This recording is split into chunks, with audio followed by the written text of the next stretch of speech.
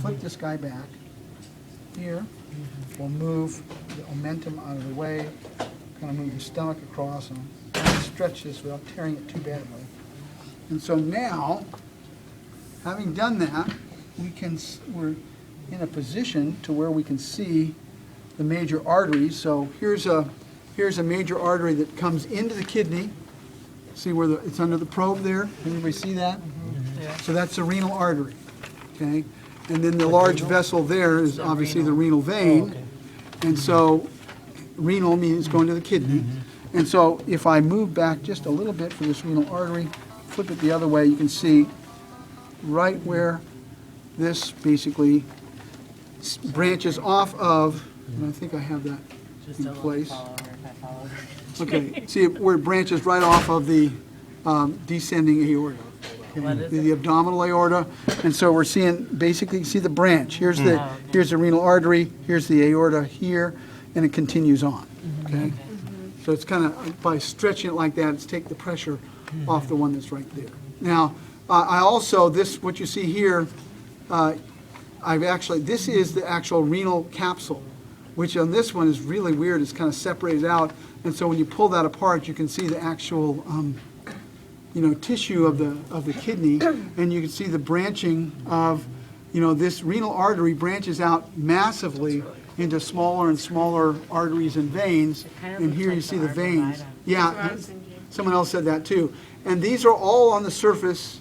These are some of the arcuate veins, and they also dive deeply inside, and that's where the glomeruli are. So that's just inside the surface of this tissue are thousands and thousands of little tufts of capillaries that filter the blood, okay?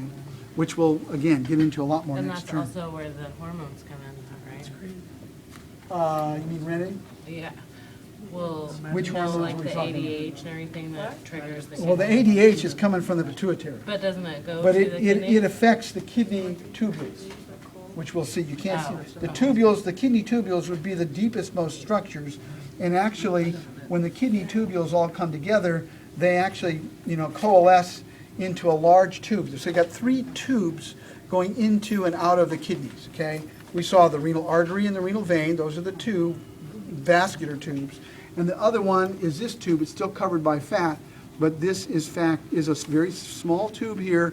This is the ureter, okay, which carries urine that's formed in here all the way down to this little bag, to the Bladder. urinary bladder. Okay, it comes in right here. Okay. Where's the bladder? Here it is right there. This little guy, this little bag right there. That's pretty small. Well, it's contracted. It's contracted. It's pretty small because he didn't have to go to the bathroom. Good thing. Okay. Let it all out when he died. Well, yeah, could be.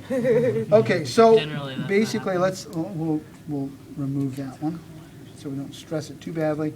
If we follow the vena cava upwards or the aorta downwards, as they go down, towards the inguinal region, towards the lower limb, they give off branches, symmetrically on either side, and eventually they run out of space.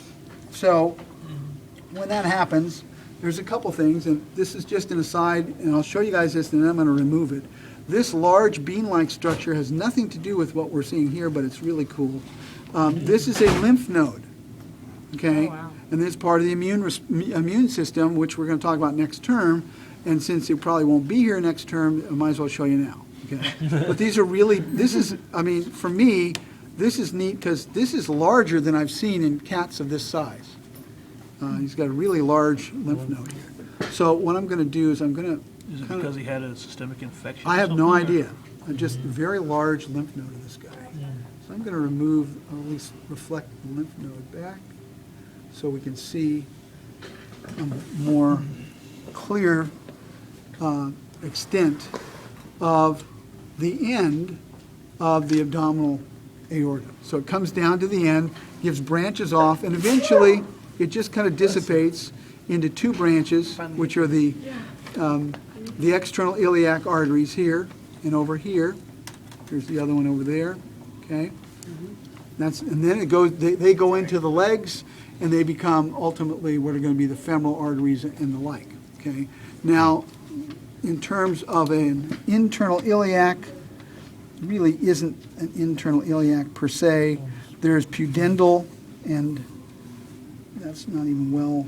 It literally just comes to a Y and splits. It comes to a Y, and then there's a deeper one right here, which I think your textbook or your lab book calls the internal iliacs, but most of the other folks refer to this as the pudendal that goes to the reproductive organs, and then the tail, okay? And then the same thing occurs with regard to the other major vessel, which is the vena cava. So it's actually now, it's still vena cava here, but now basically it actually creates a Y, which you can see here's the other one over here. Again, another major lymph node on the other side there. And so here you can see the other Y. I'll just separate that out a little bit. So here's one of them, and here's the other. So they both do the same thing. The difference is these iliac veins are carrying blood back from the lower limbs and reproductive organs, and then the iliac arteries carry them out to there, okay? So now, as we go if we follow our iliac artery here, and we go down to this region, I'm going to move that out of the way so I don't break it. We go to the region right about to where my probe is here. Now we're right at roughly where the femur is going into the acetabulum, okay?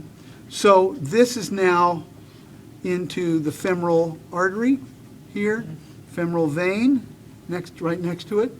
And then next to both of those, let me get this out of the way, is, here it is, the femoral nerve. Okay, so you can see all three of those. So again, just like we saw, the nerve, the artery, and the vein all run along the same tract and actually right in a groove between the muscles. Okay. Now, as they go farther, and I've reflected this back, now as you go farther, these continue on. They'll send off deep roots in here, the deep femoral artery and vein, which I don't have dissected out here. The femoral vein will send off a superficial root, a branch here that comes back, and you can see it right here. In fact, there's nothing in it. It's not injected at all. This is why if we didn't have injected cats, this would be way harder to see. So you see this little groove right there. See that? That's the saphenous vein. This is what it looks like on the other side where it's injected properly. See, really clear here. Really Okay. easy to see. So, That would be equivalent to our great saphenous. So it's on the medial side. Okay? Now the reason I'm not going too much farther